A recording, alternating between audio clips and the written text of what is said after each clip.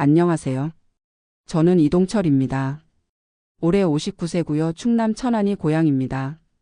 여러분께 제 이야기를 들려드리려고 하는데요. 솔직히 말씀드리면 그리 유쾌한 이야기는 아닙니다. 하지만 저처럼 되지 않으시길 바라는 마음에서 용기를 내어 말씀드리려고 해요. 30년간 한 회사에서 성실히 일했는데 하루아침에 모든 게 무너져 버렸거든요. 퇴직금 한 푼 못 받고 빈손으로 쫓겨났습니다. 그런 일이 어떻게 있을 수 있느냐고 하실 텐데 실제로 일어난 일이에요. 지금 이 순간에도 저처럼 막막한 상황에 처한 분들이 계실 거예요. 특히 50대 이상으로 한 직장에서 오래 일하신 분들이라면 더욱 공감하실 겁니다. 어떻게 이런 일이 벌어졌는지, 그리고 지금은 어떻게 살아가고 있는지 차근차근 말씀드릴게요. 1987년 제가 22살이었을 때의 일입니다. 고등학교를 갓 졸업한 저는 자동차 부품을 만드는 공장에 생산직으로 들어갔어요. 초봉이 28만 원이었는데 그때로서는 괜찮은 월급이었습니다. 기숙사에서 생활했는데 기숙사비 5만 원, 식비 8만 원을 빼고 나면 용돈이 15만 원 정도 남았죠.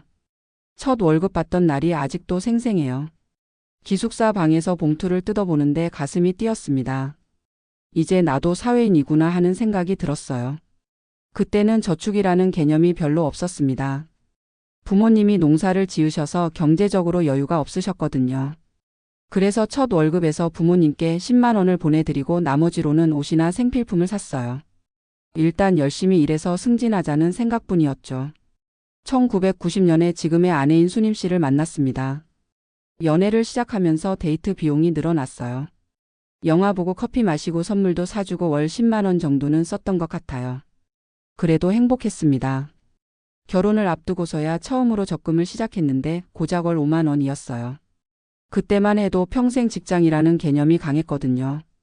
회사만 열심히 다니면 퇴직금으로 노후가 보장된다고 믿었습니다. 선배들도 우리 회사는 망하지 않는다며 안심시켰고요. 1990년 결혼과 동시에 전세 생활을 시작했어요. 전세금 3천만 원 중 2천만 원은 대출로 해결했습니다. 월 이자만 25만 원이었는데 당시 월급 45만 원의 절반 이상이었어요. 정말 빠듯했습니다. 신혼 초기에는 살림살이를 장만하는데 돈이 많이 들었어요. 냉장고 80만 원, 세탁기 45만 원, TV 60만 원 모두 할부로 샀습니다. 할부금까지 합치면 월 지출이 월급을 넘어서는 경우가 많았죠. 그래도 내 집 같은 느낌이 들어서 행복했어요. 1992년 첫째 아들 준호가 태어났습니다. 아이가 생기니까 지출이 급격히 늘어났어요. 분유값만 월 15만 원, 기저귀가 월 8만 원이었습니다. 아내가 전업주부가 되면서 수입은 제 월급뿐이었고요. 1995년에는 둘째 딸 수정이까지 태어났어요. 생활비가 정말 급증했습니다. 다행히 승진해서 월급이 78만 원으로 올랐지만 그래도 간신히 버티는 수준이었어요. 이 시기에는 저축은 꿈도 못 꾸고 매월 생활비 맞추기도 빠듯했습니다. 1998년 IMF 외환위기가 터졌어요. 회사가 어려워졌지만 저는 핵심 인력으로 인정받아 정리해고를 피했습니다. 오히려 동료들이 나가면서 업무량이 늘어났고 야근 수당으로 월급이 120만 원까지 올랐어요. 그때 생각해보니 참 아이러니했어요. 나라 경제는 어려웠지만 개인적으로는 수입이 늘어났거든요. 하지만 동료들이 하나둘 떠나는 모습을 보면서 회사도 언젠가는 어려워질 수 있겠구나라는 생각이 스쳤습니다. 그런데 그 생각을 깊이 하지는 않았어요. 2000년에 드디어 아파트를 샀습니다. 2억 원짜리 32평 아파트를 대출 1억 2천만 원으로 구입했어요. 월 상환금 80만 원은 부담이었지만 내 집이라는 안정감이 컸습니다. 전세에서 벗어났다는 해방감도 있었고요. 아이들이 초등학교에 들어가면서 사교육비가 시작됐어요. 처음에는 피아노와 태권도 정도였는데 점점 늘어나서 2005년에는 월 120만 원까지 들어갔습니다. 아들은 수학학원과 영어학원, 딸은 피아노, 영어, 미술학원을 다녔어요. 그때 월 지출 구조를 보면 대출 상환 80만 원, 사교육비 120만 원, 생활비 80만 원으로 총 280만 원이었습니다. 월급과 거의 일치해서 저축은 거의 불가능했어요. 하지만 자녀 교육이 최고의 투자라고 생각하며 버텼습니다. 2008년 금융위기가 또 닥쳤어요. 회사 매출이 30% 감소했습니다. 인력 감축은 없었지만 보너스가 절반으로 줄어 연간 소득이 400만 원 감소했어요. 하지만 아들이 고등학생, 딸이 중학생이라 교육비는 오히려 늘어났습니다. 아들 고등학교 입학 준비로 학원비가 월 80만 원으로 급증했어요. 수능 준비를 위한 종합반과 과외까지 시키다 보니 부담이 컸습니다. 딸도 중학교 들어가면서 영어와 수학 학원을 추가했고요. 이 시기에 처음으로 노후에 대한 걱정이 시작되었어요. 동료 중에 부모 병원비로 고생하는 사람을 보면서 우리도 대비해야 하는데라고 생각했지만 당장 교육비가 우선이었습니다. 2010년 회사 경영이 다시 안정되면서 월급이 320만 원으로 회복됐어요. 하지만 아들 대학 입학을 앞두고 학자금 대출 준비를 해야 했습니다. 성적이 중상위권이라 장학금은 기대하기 어려웠거든요. 아들이 대학에 입학하면서 등록금 부담이 시작됐습니다. 학자금 대출로 해결했지만 생활비는 따로 보내줘야 했어요. 월 50만 원씩 4년간 총 2,400만 원을 지원했습니다. 딸은 간호학과에 진학해서 장학금을 받아 부담이 덜했어요. 하지만 실습비와 교재비 등으로 연간 200만 원 정도는 들어갔습니다. 사교육비는 줄었지만 대학 관련 비용이 만만치 않았죠. 2015년 주임으로 승진하면서 월급이 350만 원으로 올랐습니다. 아파트 대출도 절반 정도 갚아서 월 상환금이 50만 원으로 줄었어요. 처음으로 여유가 생기기 시작했습니다. 이때부터 적금을 월 30만 원씩 시작했어요. 이제 노후 준비를 해야겠다고 생각했지만 퇴직금과 국민연금이 있으니 크게 걱정하지는 않았습니다. 주변에서도 퇴직금만 1억은 될 텐데 뭘 걱정하냐고 했거든요. 2018년 총괄 관리자로 승진하면서 월급이 420만 원으로 올랐어요. 보너스까지 합쳐 연봉 6천만 원 수준에 도달했습니다. 30년 직장 생활 중 가장 여유로운 시기였어요. 하지만 2019년 아들 결혼으로 5천만 원을 지원하면서 적금을 모두 깼습니다. 결혼식 비용과 신혼집 전세금 지원이었어요. 아들 결혼은 부모 책임이라고 생각해서 아끼지 않았습니다. 2020년 코로나19로 회사 매출이 감소하기 시작했어요. 하지만 방역 관리 업무까지 맡으면서 오히려 제 중요성이 부각되었습니다. 이런 위기 때 더욱 필요한 인재라고 자부했거든요. 2021년 딸의 간호사 국가고시 준비와 취업 정착을 위해 2천만 원을 추가 지원했습니다. 고시원비, 학원비, 면접 정장비 등이었어요. 적금은 다시 바닥나고 예금만 1천만 원 남았습니다. 그래도 퇴직금이 있으니까라는 생각이었어요. 30년 근무하면 퇴직금이 1억 2천만 원 정도 될 거라고 계산했거든요. 그 돈이면 충분히 노후를 보낼 수 있다고 믿었습니다. 2023년 초부터 회사 분위기가 이상해지기 시작했어요. 주요 거래처가 중국 업체로 바뀌면서 주문량이 절반으로 줄었습니다. 하지만 경영진은 일시적 현상이라며 안심시켰어요. 2023년 중반부터 임금 삭감과 무급휴직이 시작됐습니다. 월급이 380만 원에서 320만 원으로 줄었어요. 그래도 30년 다닌 회사가 나를 버리지는 않을 것이라고 믿었습니다. 2023년 말 회사가 법정 관리에 들어간다는 소식을 들었어요.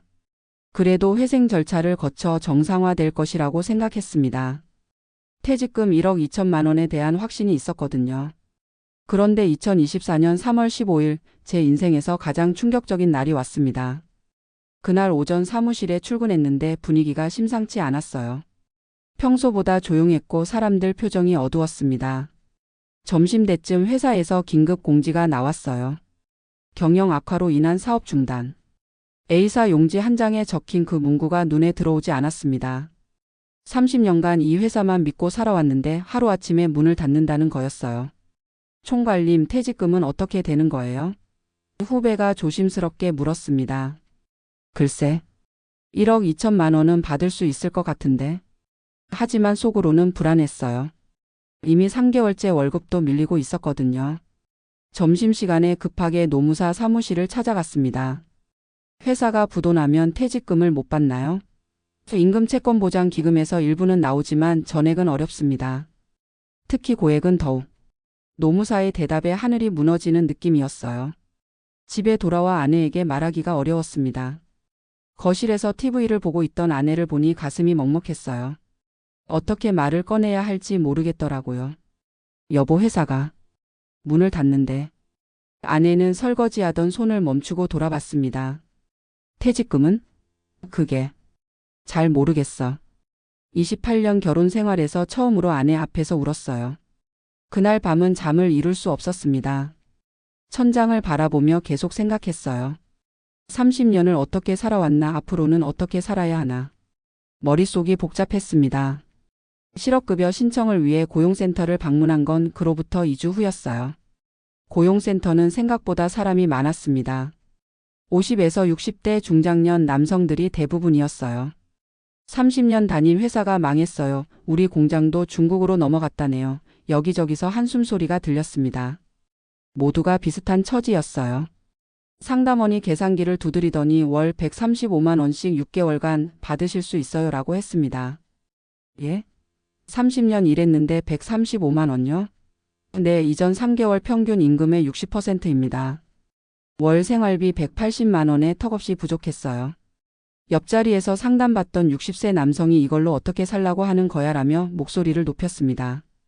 상담원은 죄송하지만 법정 금액입니다 라며 민망한 표정을 지었어요. 집에 와서 계산해 봤습니다. 실업급여 135만 원에서 생활비 180만 원을 빼면 매월 45만 원씩 부족해요. 적금 3천만 원이 있지만 1년 4개월이면 바닥납니다. 이제 어떻게 하지? 정말 막막했어요. 재취업을 위해 이력서를 넣기 시작했습니다. 하지만 59세라는 나이가 걸림돌이었어요. 경력은 풍부하지만 너무 나이가 많다는 이유로 번번이 거절당했습니다. 어느 중소기업 생산관리팀장 자리에 지원했을 때의 일이에요. 30년 경력에 자신이 있었지만 면접관의 반응은 차가웠습니다. 나이가 좀 많으신 것 같은데요. 29세 과장이 건방지게 말했어요. 경력은 충분하지만 젊은 직원들과 어울릴 수 있을까요? 연봉 기대치가 너무 높지 않나요? 질문 하나하나가 나이 차별이었습니다. 저는 월 250만 원만 받아도 됩니다 라고 말했지만 면접관들의 표정은 여전히 시큰둥했어요. 결과는 일주일 후에 연락드리겠습니다. 뻔한 거절 멘트였죠. 엘리베이터에서 내려오며 거울을 봤어요. 언제부터인가 머리가 하얗게 새고 주름이 깊어졌더라고요. 59세가 이렇게 늙어 보이나? 집으로 오는 길에 편의점에서 아르바이트 모집 공고를 봤습니다. 야간 근무자 모집 시급 9,620원 60세 이하 마지막 조건에 한숨이 나왔어요. 1년 후면 그것도 불가능하겠더라고요. 아내가 어떻게 됐어? 라고 묻자 아직 결과 안 나왔어 라고 둘러댔습니다. 이미 마음속으로는 포기한 상태였지만 희망 고문은 하고 싶지 않았거든요. 오랜만에 자녀들과 외식을 했어요. 아들 준호가 아버지 요즘 일자리 구하시는 거 어때요? 라고 물었습니다. 아직 알아보는 중이야 라고 대답했지만 속이 쓰렸어요. 딸 수정이가 아버지 제가 용돈이라도 드릴까요? 라고 했습니다. 너는 결혼 준비해야지 걱정 말라고 했지만 고마웠어요. 하지만 아이들도 여유가 없다는 걸 알거든요. 준호가 조심스럽게 혹시 집을 파시는 건 어떨까요? 요즘 집값도 올랐다고 하던데. 라고 제안했어요. 아직 그 정도는 아니야 라고 했지만 이미 고려 중이었습니다. 수정이가 아버지 같은 분이 왜 취업이 안 되지? 라며 분해했어요. 세상이 바뀌었구나. 자녀들이 저를 걱정하는 모습을 보니 더욱 미안했습니다. 부모 노릇을 제대로 못했네. 결국 부동산 중개업소를 찾았어요. 3억 2천만 원 정도 나올 것 같은데 대출 2천만 원 빼면 3억 원 남조라고 공인중개사가 설명했습니다. 전세로 이사하시면 1억 5천만 원으로 충분할 거예요. 그러면 1억 5천만 원으로 몇 년 정도 살 수 있을까요? 생활비를 월 150만 원으로 줄이시면 8에서 9년은 가능하죠. 계산해보니 75세까지는 버틸 수 있었어요. 하지만 전세 사기 뉴스를 보니 불안했습니다. 요즘 깡통 전세 많다던데 괜찮을까요? 저희가 확인해 드리니까 걱정 마세요. 하지만 30년 모은 집을 맡기기에는 불안했어요. 집에 와서 아내와 상의했습니다. 여보, 정말 집을 팔아야 할까? 달리 방법이 있어? 아내도 마음이 무거웠어요. 30년 살던 집인데. 하지만 현실적으로 선택의 여지가 없었습니다. 현재 저희 상황을 정리해보면 이래요. 월 수입은 실업급여 135만 원뿐인데 6개월 후에는 그것도 끊깁니다. 월 지출은 생활비 180만 원이에요.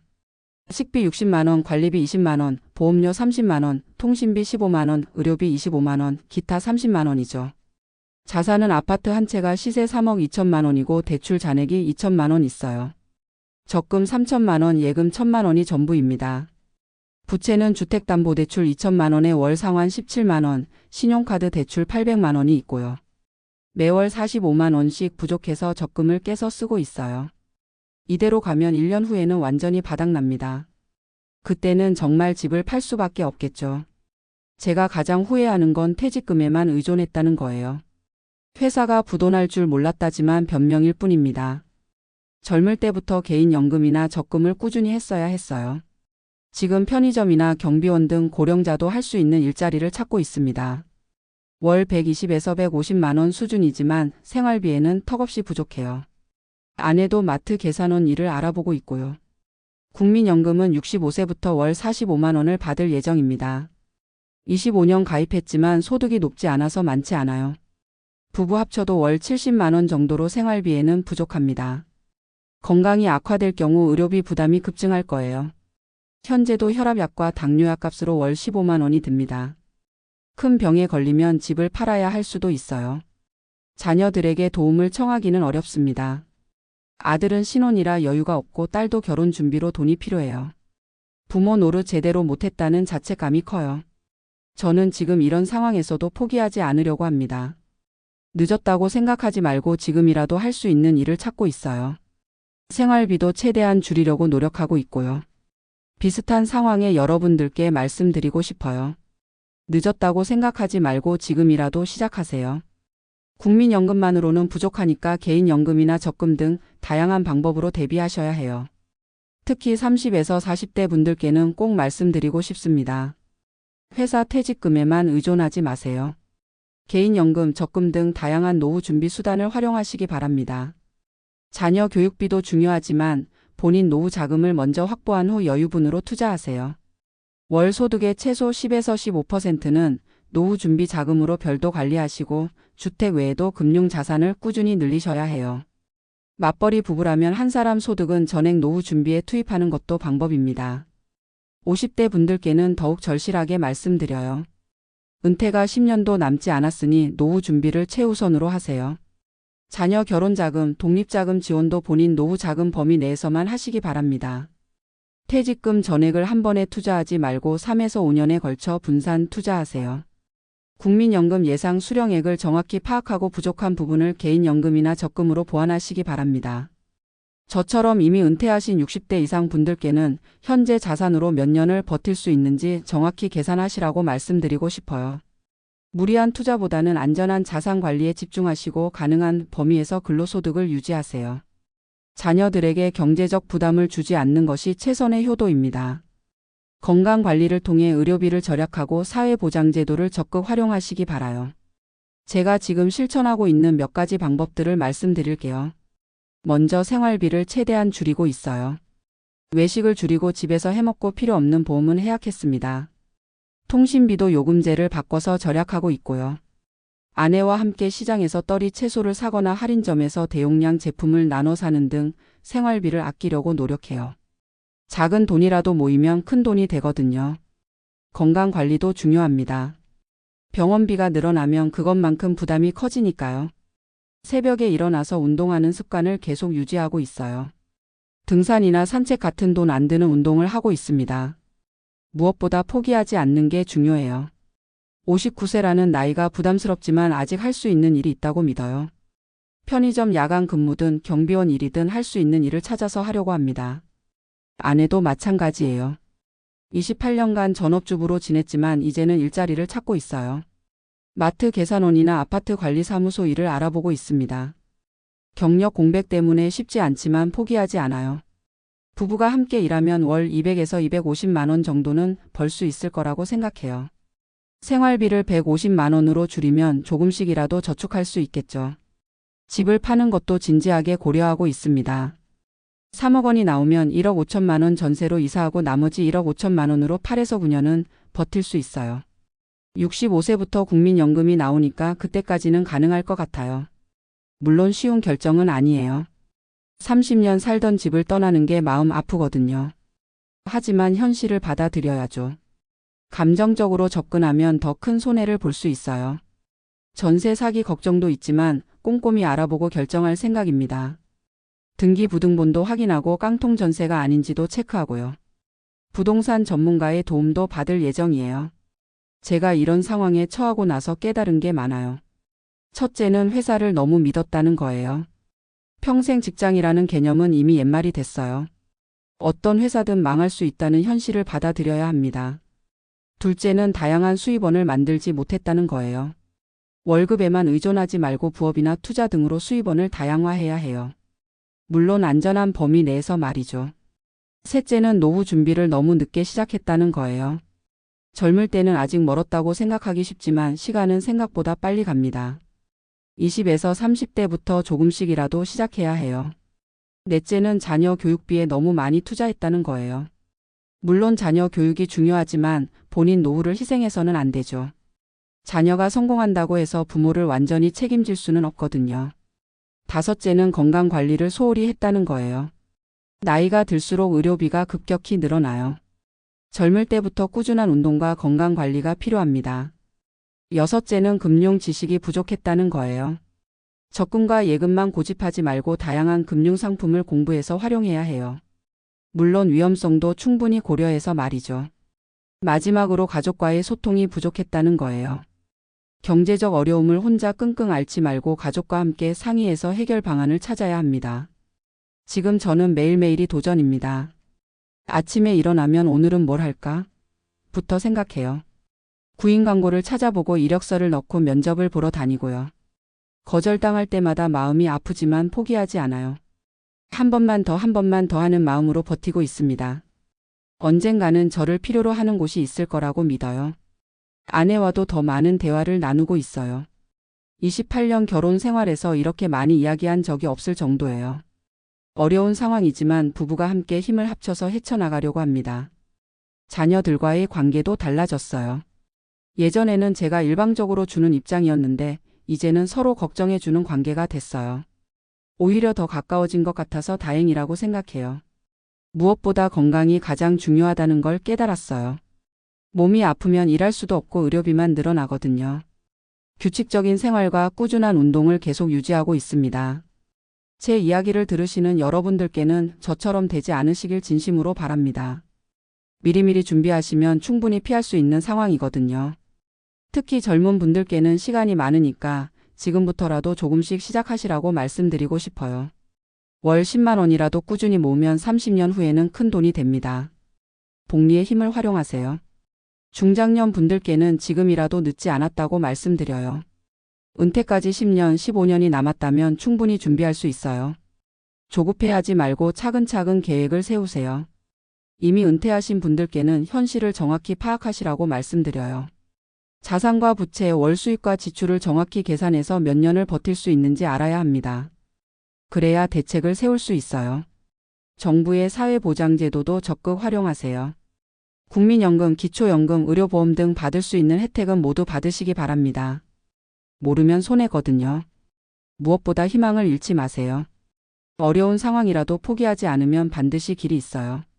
저도 아직 포기하지 않고 있습니다. 여러분도 함께 힘내시길 바라요. 제 이야기가 여러분께 조금이라도 도움이 되었으면 좋겠습니다. 저와 같은 실수를 반복하지 마시고 미리미리 준비해서 편안한 노후를 보내시길 진심으로 바랍니다. 59세 이동철 아직 포기하지 않는 남자의 이야기였습니다. 들어주셔서 감사합니다.